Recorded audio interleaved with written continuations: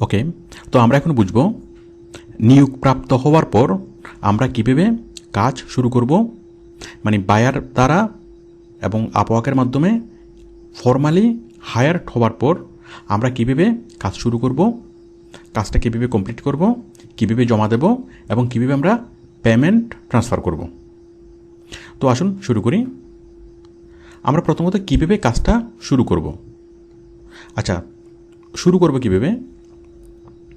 আমরা কাজ পাওয়ার পর, ফর্মালি নিয়োগপ্রাপ্ত হওয়ার পর দেন আমরা বায়ারের সাথে কথা বলবো যে ঠিক আছে, এখন বলো আমি রেডি, এখন কি করতে হবে। ঠিক আছে, তুমি ওই কাজটা করো। আপনাকে ইনস্ট্রাকশন দিল যে আমার কোম্পানির জন্য এই জিনিসটা করতে হবে, ওই জিনিসটা করতে হবে, এভাবে করো। সে আপনাকে ইনস্ট্রাকশন দেবে, আপনি জাস্ট তার ইনস্ট্রাকশন মতো কাজ করবেন। তো মনে করেন আপনি কোনো একজন প্রফেশনাল আপনি হায়ার করলেন। মনে করেন আপনি কোনো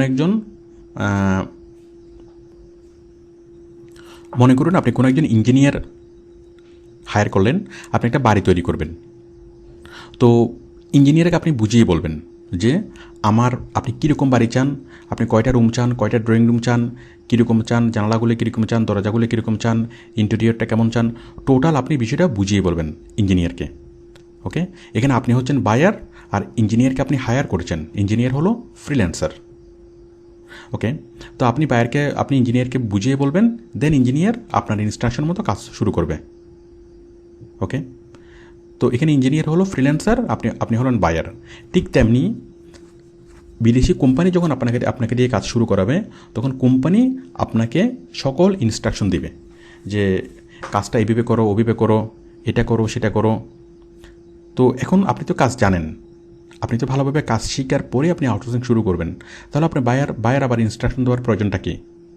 আপনি দেখুন যে ইঞ্জিনিয়ার, সে তো অনেক ভালোভাবে ইঞ্জিনিয়ারিং জেনেই সে প্রফেশনটা শুরু করছে, সে ইঞ্জিনিয়ারিং জানে। বাট আপনি কীভাবে চান সেটা তাকে বুঝতে হবে এবং আপনার মতো করেই কাজটা করতে হবে। ইঞ্জিনিয়ার বিল্ডিং বানাতে জানে, কোনো সমস্যা নেই, কিন্তু তারপরে ইঞ্জিনিয়ার যখন বিল্ডিংটা বানাবে সে আপনার সাথে কথা বলবে, আপনি কীরকম চান সেটা আপনি বুঝিয়ে বলবেন। ঠিক আপনি যখন বায়ারের কাজ করবেন, বায়ার যখন আপনাকে দিয়ে কাজ করাবে, বায়ারও তেমনি আপনাকে বুঝিয়ে বলবে যে সে আসলে কী চাই। সে কাজ জানে না, কিন্তু সে কী কাজ করবেন, কীভাবে করবেন সেটা আপনাকে সে বুঝিয়ে বলবে এবং তার কাছ থেকে বিস্তারিত জিনিসটা বোঝার পরেই সে আপনাকে ইনস্ট্রাকশন দিবে। তার ইনস্ট্রাকশন মোতাবেক আপনি কাজ করতে থাকবেন। কাজ পাওয়ার পর সকল দায়িত্ব বায়ারের। আপনাকে বায়ার বুঝিয়ে দিবে, প্রয়োজনীয় যা রিসোর্স লাগবে সবগুলো রিসোর্স আপনাকে বায়ার দিবে। তারপর যা কিছু প্রয়োজন হয় সব কিছু বায়ার দিবে। মনে করুন আপনি যখন কোনো ইঞ্জিনিয়ারকে আপনি হায়ার করলেন, তখন সেই ইঞ্জিনিয়ার যদি চাই যে জায়গার দলিলটা আমাকে দেন, আপনি দিবেন, জায়গার ম্যাপটা আমাকে দেন, আপনি দিবেন।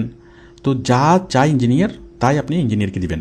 ঠিক তেমনি আপনি যা চান তাই আপনাকে বায়ার দিবে। এটা বায়ারের লাভে। যখন আপনি কোনো একটা কাজ পেলেন, তখন ঠেকা হলো বায়ারের। কারণ আপনি যদি ঠিকমতো কাজটা না করেন, আপনি যদি ঠিকমতো বুঝতে না পারেন, তাহলে কাজটা ভালো হবে না। ওকে, তো সেই জন্য আপনাকে বোঝানোর দায়িত্ব হলো বায়ারের। আপনি যেভাবে বুঝবেন সেভাবেই বায়ার আপনাকে বুঝাবে, খুব সহজ করে আপনাকে বুঝাবে যে আমি এইভাবে কাজটি চাই। সুতরাং কাজ পাওয়ার পর আমাদের কোনো টেনশন নেই, আমরা কাজটা জানি। সুতরাং আমরা বায়ারের ইনস্ট্রাকশন শুনবো, বায়ারের ইনস্ট্রাকশন মতো আমরা কাজ করব। আর এই কাজটা করার জন্য আমাদের যখন যা রিসোর্স প্রয়োজন, আপনার কিছু ছবি দরকার, আপনি বাইরকে বলবেন যে আমার এটা দরকার, আপনার ওইটা দরকার, বাইরকে বলবেন যে হ্যাঁ আমার এটা দরকার, একটা সফটওয়্যার দরকার, বাইরকে বলবেন যে সফটওয়্যার কিনে দাও। যেইটাই দরকার সেটা বাইরের কাছ থেকে চাইবেন এবং বায়ার আপনাকে সেটা দিবে। সেটা তার স্বার্থে, বাইরের স্বার্থে, কারণ ঠেকা তার। যখন আপনি ব্যাংকে জব পাওয়ার জন্য ট্রাই করেন, অনেক প্রাণপণ ব্যাংকের জবে পাওয়ার জন্য ট্রাই করেন, ব্যাংকের জব পাওয়ার পর্যন্ত কষ্ট করার দায়িত্ব আপনার। বাট যখনই আপনি ব্যাংকে জব পেয়ে গেলেন, তখন ব্যাংকেই আপনাকে ট্রেনিং দিবে তাদের স্বার্থে। আপনাকে বিভিন্ন জায়গায়, আপনাকে দেশের বাইরে পাঠাবে, বিভিন্ন ট্রেনিংয়ে পাঠাবে, অনেকভাবে আপনার পেছনে সে খরচ করবে। কেন? তার লাভে, আপনি যেন তার কাজটা ভালোভাবে করতে পারেন। তো সুতরাং আপনি যখন কাজ পাবেন, আপনি কোনো টেনশন করবেন না। আপনি শুধুমাত্র বাইরের ইনস্ট্রাকশন শুনবেন যে তুমি কী চাও, কীভাবে আমি কাজটা করে দেবো, সেটা ইনস্ট্রাকশন মতো কাজ করবেন। এবং আপনার যা যা লাগে, সফটওয়্যার লাগুক, রিসোর্স লাগুক, যে কোনো কিছু লাগুক, যে কোনো মেটেরিয়ালস লাগুক, আপনি জাস্ট বায়ারকে বলবেন, বায়ার তার স্বার্থেই আপনাকে সকল প্রকার সহযোগিতা করবে। তো এইভাবে আপনি কাজটা করতে থাকবেন। আর কাজটা জমা কীভাবে দিবেন, দেখুন এখানে জমা দেওয়ার বিষয়টা হলো, যদি কাজটা এমন হয় যে জমা দেওয়ার মতো, তাহলে কাজটা জমা দিবেন। আর যদি কাজটা জমা দেওয়ার মতো না হয়, তাহলে জমা দেওয়ার দরকার নেই। জমা দেওয়ার মতো কাজটা কি, মনে করেন বায়ার আপনাকে বললো কি যে তুমি এই 10 পৃষ্ঠা টাইপ করে আমাকে পাঠাও, এটা জমা দেওয়ার মতো কাজ। আপনি বায়ার আপনাকে স্ক্যান কপি দিল, আপনি স্ক্যান কপিগুলো দেখে দেখে টাইপ করলেন, টাইপ করে আপনি কাজটা বায়ারকে জমা দিলেন। আবার কিছু কাজ আছে জমা দেওয়ার মতো না। জমা দেওয়ার মতো কাজ হলো টাইপিংয়ের কাজ, গ্রাফিক ডিজাইনের কাজ, ওয়েব ডিজাইনের কাজ, কাজটা জমা দেওয়ার মতো বিষয়। আবার কিছু কাজ আছে জমা দেওয়ার মতো বিষয় না। মনে করেন বায়ার আপনাকে ফেসবুকের অ্যাডমিন হিসেবে নিয়োগ দিল, ফেসবুক অ্যাডমিন, তো অথবা তার ওয়েবসাইটের অ্যাডমিন। তো আপনার কাজ হলো ফেসবুকে নতুন নতুন পোস্ট করা, বিভিন্ন কমেন্টসগুলো আসে সেই কমেন্টসগুলো রিপ্লাই করা, ইনবক্সের অ্যান্সার দেওয়া, এই কাজগুলো করা।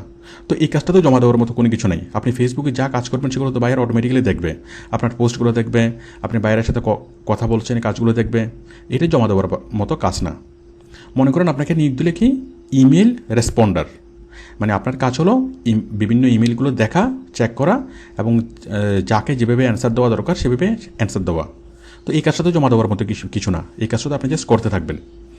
তাহলে আমরা কাজটা শুরু করবো বাইরের ইনস্ট্রাকশন মতো, কাজটা আমরা করব, করার পর যদি জমা দেওয়ার মতো কাজ হয় আমরা জমা দেব, আর যদি জমা দেওয়ার মতো কাজ না হয় তাহলে আমরা সেই কাজটা করেই যাব। তো আমরা আর একটু জানি যে আমাদেরকে কাজ দেয় দুইটা কন্ডিশনে, একটা হলো ফিক্সড প্রাইস জব আর একটা হলো per hour job. Fixed price জবটা কি, যে আপনি কাজটা করবেন, মনে করুন আপনাকে একটা ওয়েবসাইট তৈরি করতে দিল, ওয়েবসাইটের বায়ার আপনাকে বললো যে ওয়েবসাইটটা তৈরি করে দাও, তৈরি করে দেওয়ার পর তোমাকে আমি $100 দেবো, $1000 দেবো সাপোজ। তাহলে এটা হলো ফিক্সড প্রাইস জব, যে আপনি কাজটা দিবেন, কাজটা দেওয়ার পর কাজটা কী করবেন আপনি পাবেন, মানে আপনি পেমেন্টটা পাবেন। তবে পেমেন্টটা বায়ার যেটা দিবে এই ফিক্সড প্রাইস জবে, সেই পেমেন্টটা একসাথে করে না, সেই পেমেন্টটা হলো ভেঙ্গে আপনি ভেঙ্গে কাজ দিবেন, মানে কিস্তিতে আপনি কাজটা দিবেন, কিস্তিতে বায়ার আপনাকে পেমেন্ট করবে। এই কিস্তিকে আউটসোর্সিংয়ের ভাষায় বলে মাইলস্টোন। তো বায়ার যখন আপনাকে কোনো একটা ফিক্সড প্রাইজের জব দিবে এবং সে কাজটা যখন আপনি জমা দিবেন, আপনি ধীরে ধীরে জমা দিবেন, ধীরে ধীরে আপনাকে পেমেন্ট করবে। আপনি প্রথমে 4/1 কাজ জমা দিবেন, বায়ার আপনাকে 4/1 পেমেন্ট করবে, $1000 4/1 $250। আবার আপনি তাকে 4/1 কাজ জমা দিবেন, আবার সে আপনাকে $250 পে করবে। তো এইভাবে আপনি ভেঙে কাজ দেবেন, সে আপনাকে ভেঙে টাকাটা দিবে।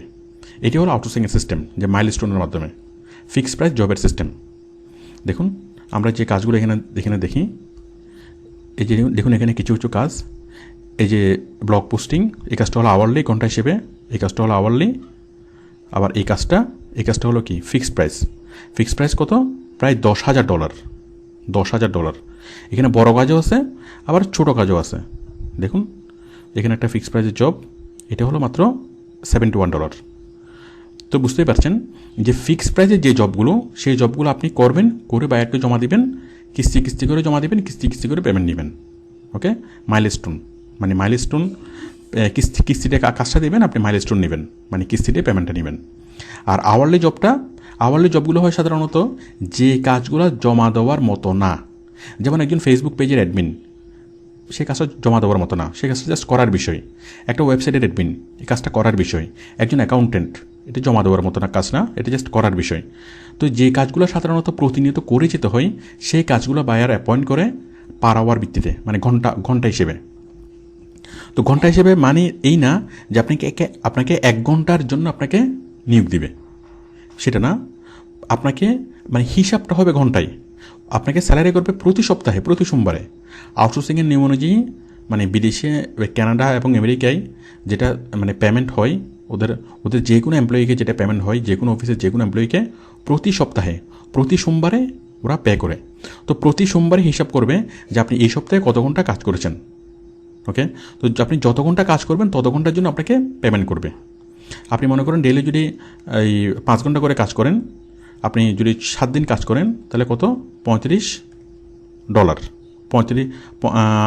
ডেইলি যদি $5 করে ডেইলি যদি 5 ঘন্টা করে কাজ করেন, ডেইলি হলো 5 ঘন্টা করে, যদি আপনি 7 দিন কাজ করেন তাহলে কত, ঘন্টা, 35 ঘন্টা যদি 80 হয় প্রায় $240 মতো অথবা $250 মতো। তো $250 মানে কত? $250 মানে হলো $250 মানে হলো প্রায় 20,000 টাকার মতো। যাই হোক, তাহলে আপনাকে পার আওয়ার জব মানে হলো যে আপনাকে ঘন্টা হিসেবে এটা হিসাব হবে, কিন্তু আপনাকে প্রতি সপ্তাহে আপনাকে পে করবে। কোনো সপ্তাহে আপনি কম কাজ করবেন, কোনো সপ্তাহে বেশি কাজ করবেন, এটা আপনার ইচ্ছা। আপনি চাইলে কোনো সপ্তাহে কমও কাজ করতে পারেন, 10 ঘন্টা কাজ করেন এক সপ্তাহে, আরেক সপ্তাহে 35 ঘন্টা কাজ করেন আরেক সপ্তাহে 70 ঘন্টা কাজ করেন, এটা আপনার ইচ্ছা। বাট যতক্ষণ কাজ করবেন ততক্ষণ আপনাকে স্যালারি দিবে। ওকে, তো আশা করি বিষয়টি বুঝতে পেরেছেন যে আমরা কীভাবে কাজ শুরু করব, কীভাবে কাজটা করব, কীভাবে জমা দেব, আর আমাদের জবের কন্ডিশনগুলো কী, আমাদের পেমেন্টের কন্ডিশনগুলো কী, মানে পেমেন্ট টার্মসগুলো কী। ফিক্সড প্রাইজের হলে আমাদেরকে একসাথে পেমেন্ট করবে, মানে কিস্তিতে পেমেন্ট, আমরা কাজ দেবো, কিস্তিতে আমাদেরকে টাকা দেবে। আর যদি আমরা পার আওয়ার জব করি তাহলে এই কাজটা স্থায়ী ভিত্তিতে চলতে থাকবে, মাসের পর মাস, বছরের পর বছর এই কাজটা চলতে থাকবে, কিন্তু আমাদেরকে স্যালারি পে করবে প্রতি সপ্তাহে। প্রতি সপ্তাহে সোমবারে ওরা হিসাব করবে যে এই সপ্তাহে আপনি কয় ঘন্টা কাজ করলেন, কয় ঘন্টা কাজ করে আপনি কত টাকা পাবেন, সেভাবে পেমেন্টটা করা হয়। তো আশা করি বিষয়টি বুঝতে পেরেছেন। তো আমরা নেক্সট ভিডিওতে আমরা আলোচনা করব যে পার আওয়ার জব করার সময় আপনার হিসাবটা কীভাবে রাখবেন, মানে বায়ার কীভাবে বুঝবে যে আপনি কত ঘন্টা কাজ করলেন অথবা কোনো ফাঁকি দিলেন কি না, ওখান থেকে বসে বায়ার কীভাবে দেখবে। তো দেখুন, ওকে, তো আমরা নেক্সট ক্লাসে আমরা এই বিষয়টা নিয়ে আলোচনা করব। ওকে, থ্যাংক ইউ।